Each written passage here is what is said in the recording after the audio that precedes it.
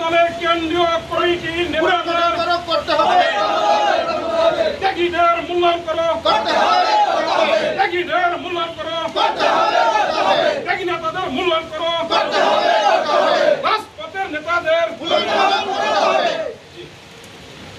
এটা আমরা ভিডিও নিচ্ছি লাইভে যাবো ঠিক আছে নেতাদের মূল্যায়ন করো, করতে হবে বাংলাদেশ জিন্দাবাদ জিন্দাবাদ গ্রামীণ সিম আপনার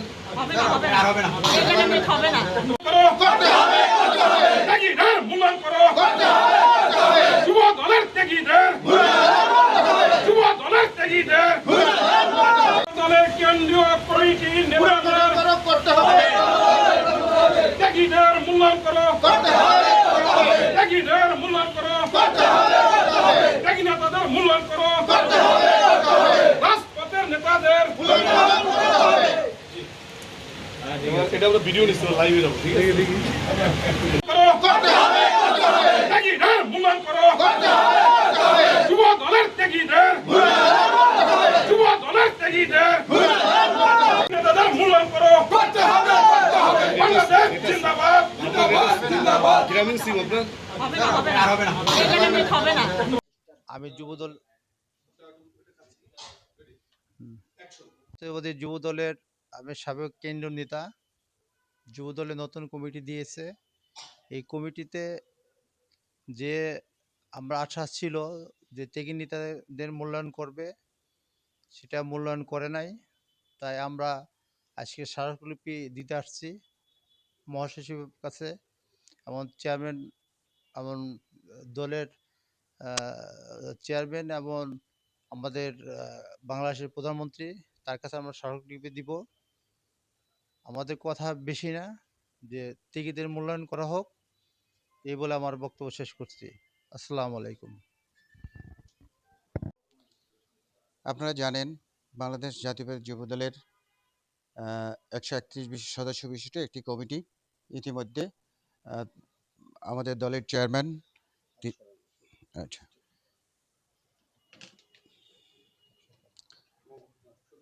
হ্যাঁ, বিসমিল্লাহির রহমানির রহিম।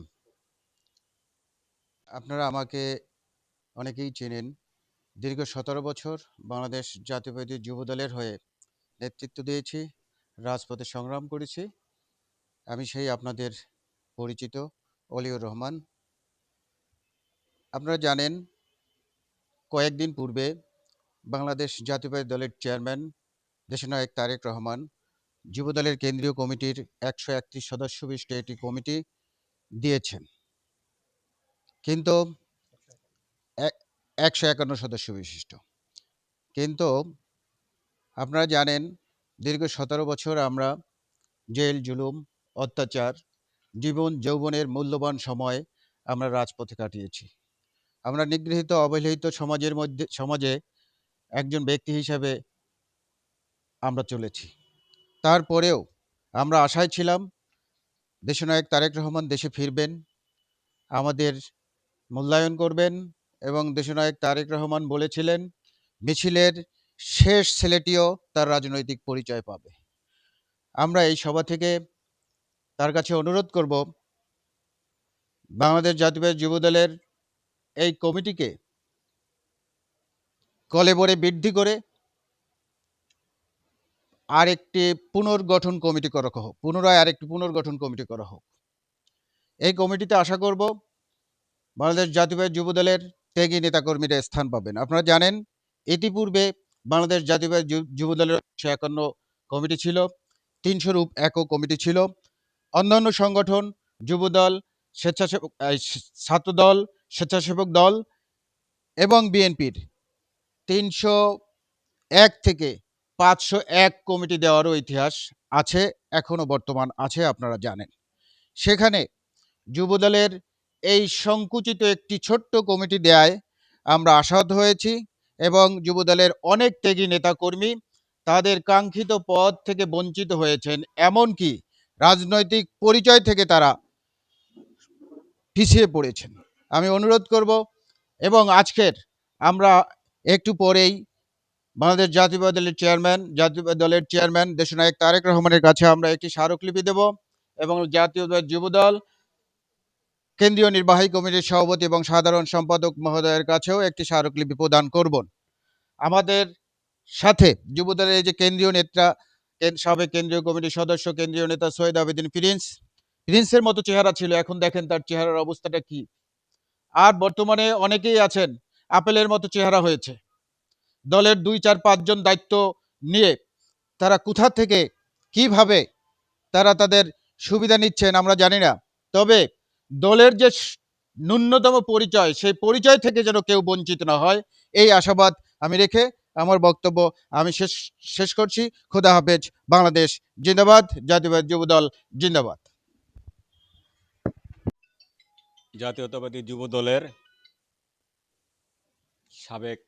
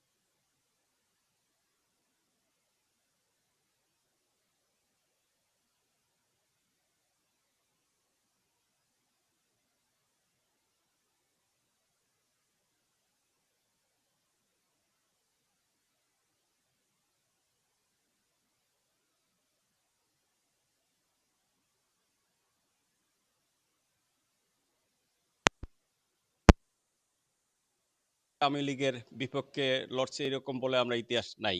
আর যারা কমিটি পাওয়ার জন্য বা